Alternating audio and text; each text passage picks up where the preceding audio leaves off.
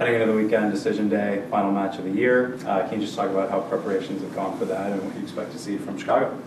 Yeah, I mean, I would say preparations for us go as normal, how we always prepare for an opponent during the week.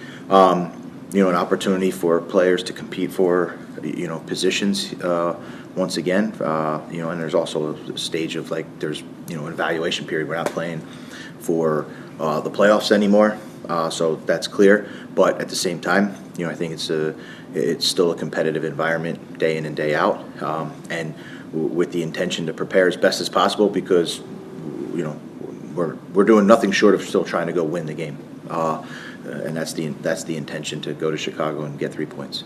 Great. We'll open up to questions. Ben? Yeah, BJ, you just kind of mentioned the preparation.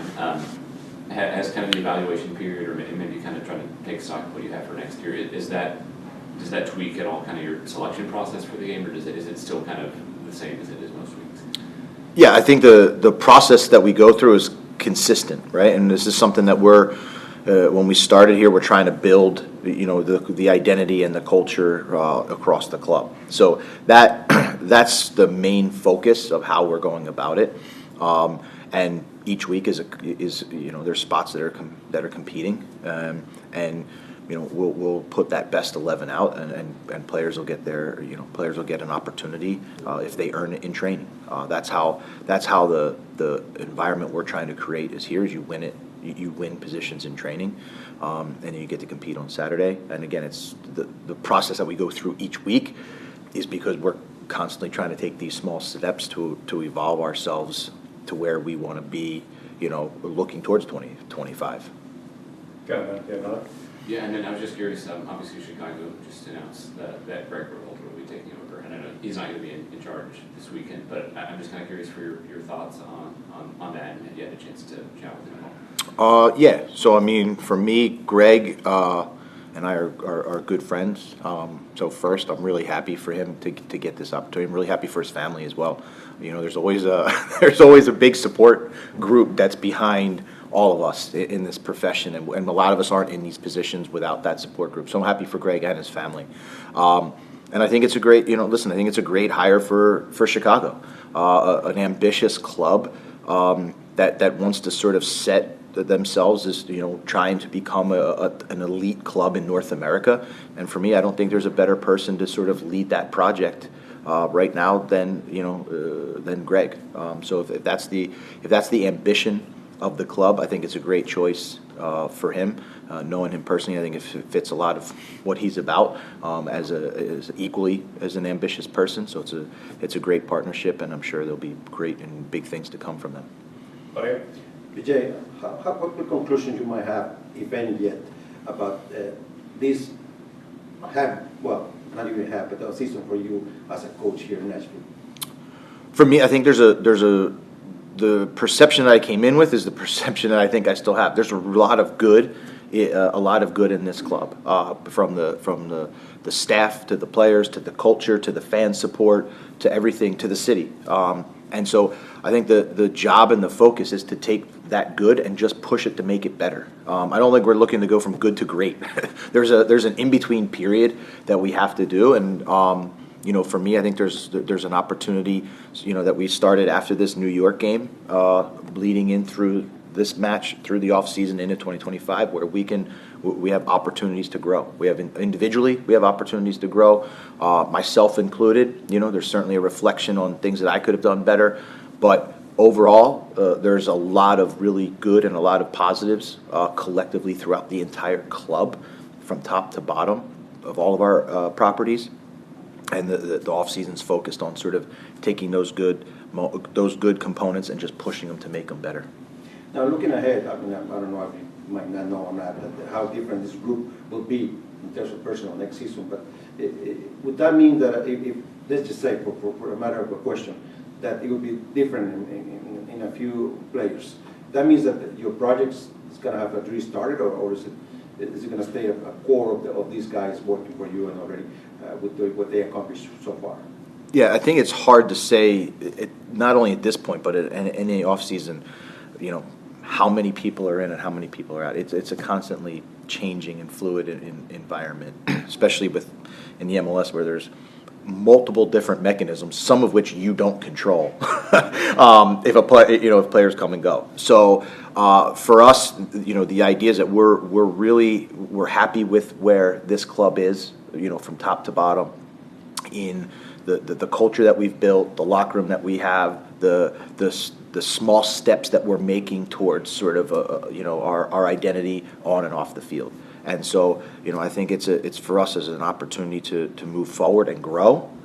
We don't, for lack of a better term, we don't view it as like a rebuild and tear it down. I think we're all very much looking in a forward manner for 2025.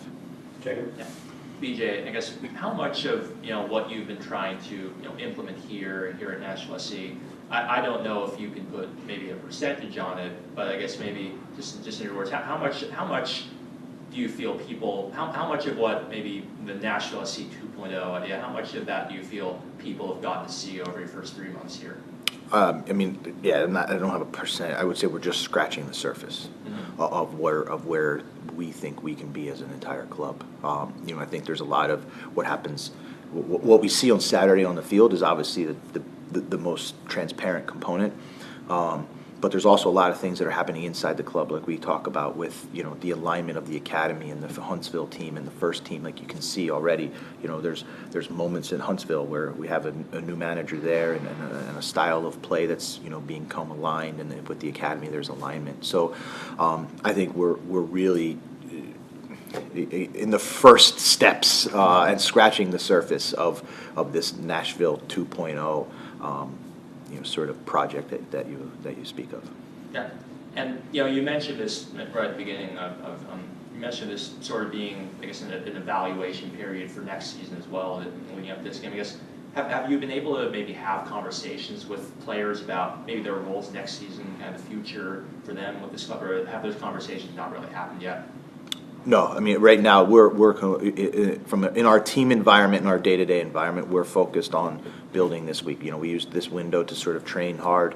Again, it's a competitive environment. It's always a competitive environment, and the training environment is where you earn your position on for a Saturday match. So those conversations are only focused in and around the match on Saturday. We'll have plenty of time after Saturday to have the bigger longer term discussions. We'll go ahead and open up to Zoom. Reminder to use the hand raise function if you have a question. We'll start with Blair. Hey BJ, Hani Mukhtar is 2 goals away from becoming the first MLS player to score 10 goals, 10 assists in 4 consecutive seasons. Is that something you've talked about as a team? Is that something you're kind of preparing for Saturday? That would not. I would say individual accolades. There's, we here preach that the team is the star, and so we're going to put the best match plan together to get 3 points against Chicago, because that's the most important thing for the team at the moment. If Hani scores 2 goals to help us win and get that 3 points, then that's an amazing feat. And as we always say, the success of the team will rise the individual star. So our goal, our focus for the last almost 2 weeks at this point is to put the best team on the field for Saturday night to go to Chicago and get 3 points. And go ahead, Blair, if you have another. Yeah, I know you said the players' conversation just haven't happened yet in terms of next season and all that, but will the same staff be returning for next season? That's the same. The whole, I would say, the entire off-season audit from the top to bottom of the club, with myself, club leadership, and everybody, that will all sort of occur in the postseason match. For me, the environment that we've created is to remain focused on the group that's here, the staff that's here, the people that are working day to day to end this season on a positive note, which is to put a very good performance in versus Chicago, and then we'll have plenty of time to look forward to 2025. All right, thank you, Coach. Last match. Can you talk a little bit about what the season's been like for you personally, and then how preparations are going for Chicago this weekend? Yeah, of course. So, for me personally, not as good as I wanted it to be, especially coming off injury, being out for like 5 months. So I definitely wanted to make a bigger impact. But since coming back from injury, it's been good, and the group has really been there to encourage me. So, I think there's positives in that. And then coming back and being able to get minutes, that's what I wanted. So it's been good coming back. But personally, I did want to make a bigger impact, but just focus on Saturday, and that's what the whole group is about. Where we have the mindset to go and win on the weekend, and so that's where we're at, just working and preparing for the weekend. Great, thank you. We'll start with questions in the room. Ben? Yeah, Julian, I'm just kind of curious. It's kind of new territory for Nashville, kind of just being out of the playoffs before the season's over. From your perspective, kind of what's it like preparing for Saturday's game, knowing that ultimately it's not going to make a difference in the final stand? Yeah, I mean, of course we want to be competing in the playoffs. We're a team that wants to go out and compete every day. But at the end of the day, the weekend is another opportunity to compete. And so our mindset doesn't change. It's to go out, compete, implement the way we play, and go and get a win. That's what we want to do. So that's how we're going to prepare to do it. Go ahead, Ben, if you have another. And then you kind of just mentioned the season and maybe wanting to have a little bit more of an impact. Do you feel like the last couple of weeks have just kind of been a positive for you, kind of showing the impact that you can make looking forward to next year? Yeah, I think so, for sure. And I mean, my conversations with BJ, I just said, I want to put my head down and work and improve what I can do, especially being out for so long. It's always difficult, but the main point was just to go out and work, learn what I can. It's a great group of guys that I can learn from. Guys ahead of me like Shaq, who's been in very important tournaments, national team, and for clubs. So, it's just an opportunity for me to learn and grow. And so that's what I've been trying to embrace. Claudia? Julian, obviously from outside, looking in, people watch and feel the game different. But in your case, as a player, how far do you think Nashville was in terms of performance from actually reaching the playoffs? I mean, it was in our hands. It was right there. And we had games where we showed that we can be a high-level club. And I think we're definitely capable of that. And it's just a matter of being able to do that consistently over a stretch of games. And so as we continue to work, we're going to continue to implement the way we play. And, the culture here is a winning culture. And that's what we're going to try and do each day we come out onto the field. And so playoffs was definitely in our reach. And, we're a club that can get there for sure and go far in them. How far do you think the team reached in terms of learning and understanding what BJ wants from you in the field? Yeah, I mean, it's been sort of a quick turnaround. I mean, he's been here maybe since the summer. So, I think there are a lot of principles we're still sort of understanding. But the culture and the way that BJ wants to play, I think everyone is bought in. Everyone's embracing it, and so everyone's on the same page. Jacob? Yeah. Julian, I guess, how much does it help you in your own personal development that BJ has trusted you the way he has down the stretch, with a lot of minutes in key games? I guess what do you feel you were maybe able to do to earn that trust? Seeing as you mentioned you were injured for so much of the season, and you didn't really have a lot to show on film or in games before that. Right. I mean, confidence from the coach and just the trust that he gives you, especially as a young player, it just kind of gives you the green light to just say, okay, I'm going to go and get it. And so in our conversations, he's just kind of instilled that confidence in me just to play the way I play, not to try and play any way that, isn't to my strengths, but just to continue to learn in the ways that I can improve and continue to do the things I do well. And so that definitely helps, especially coming off an injury and being young, just to have that confidence, just to play free and just to play my game. And so it definitely helps just to sort of, not have me overthink and that sort of thing. Go ahead, Jacob. Yeah.